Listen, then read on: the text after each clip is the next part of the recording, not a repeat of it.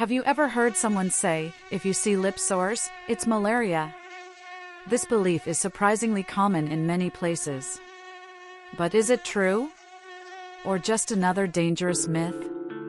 Because if you mistake a lip sore for malaria, you might ignore the real symptoms, and that could cost you valuable time and even your life. Today, we're diving deep to bust this myth once and for all. Why this myth exists. Now, where did this idea come from? In some communities, people notice lip sores appear when someone is sick or weak.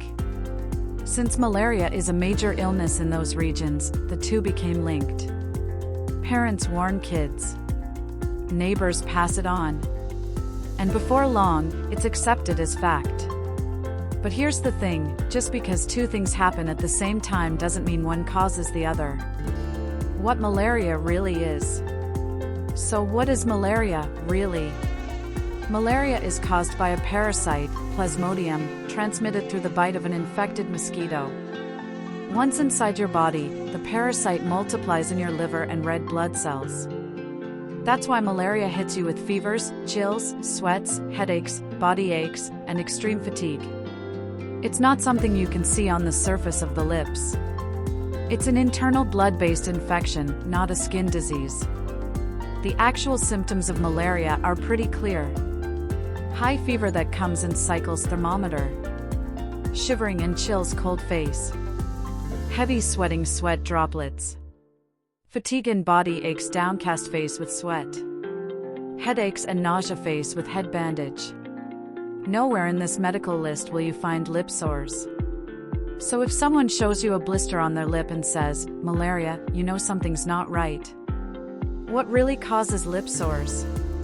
Most commonly, they're cold sores, triggered by the herpes simplex virus.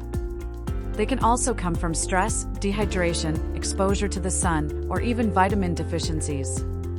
In other words, lip sores equals mostly viral or lifestyle related.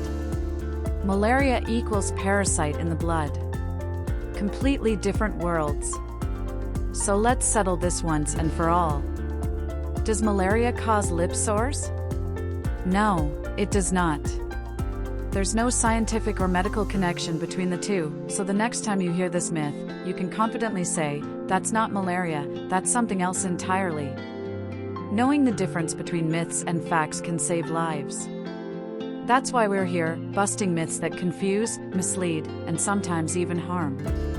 If you found this helpful, hit subscribe and join our community, because in our next video we'll tackle another big question. Can garlic and ginger really cure the flu? Don't miss it. Stay informed. And never fall for the next big myth.